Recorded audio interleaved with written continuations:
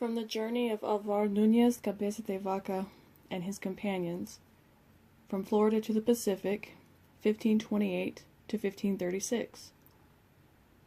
Translated from his own narrative by Fanny Bandelier, together with the report of Father Marcos of Niza and a letter from the Viceroy Mendoza.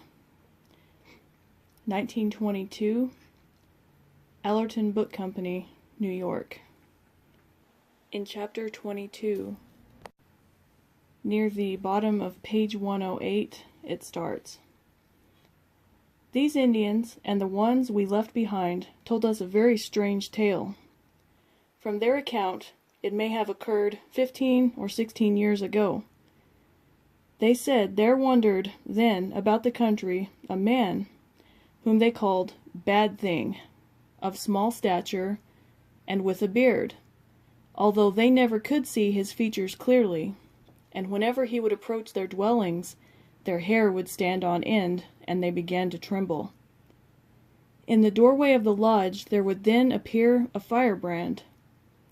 That man thereupon came in and took hold of anyone he chose, and with a sharp knife of flint, as broad as a hand, and 2 palms in length, he cut their side, and, thrusting his hand through the gash, took out the entrails, cutting off a piece 1 palm long, which he threw into the fire.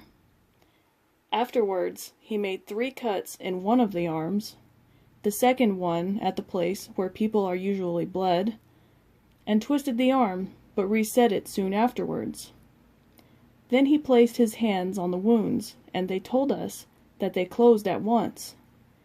Many times he appeared among them while they were dancing, sometimes in the dress of a woman, and again as a man, and whenever he took a notion to do it, he would seize the hut or lodge, take it up into the air, and come down with it again with a great crash.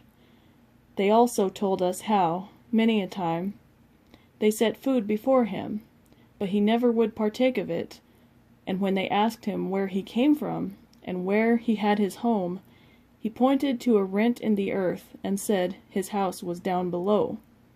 Footnote. There is no mention of this story in Oviedo. What may be the basis for it is impossible to conjecture.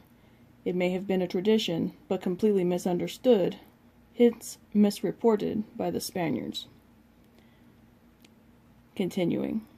We laughed very much at those stories, making fun of them, and then, seeing our incredulity, they brought to us many of those whom, they said, he had taken, and we saw the scars of his slashes in the places, and as they told.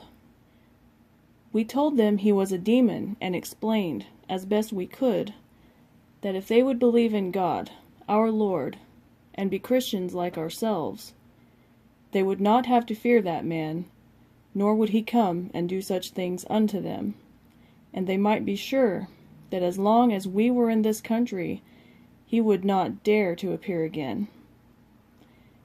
At this they were greatly pleased, and lost much of their apprehension. Thank you to Brigham Young University for making this edition of this book publicly and easily available online.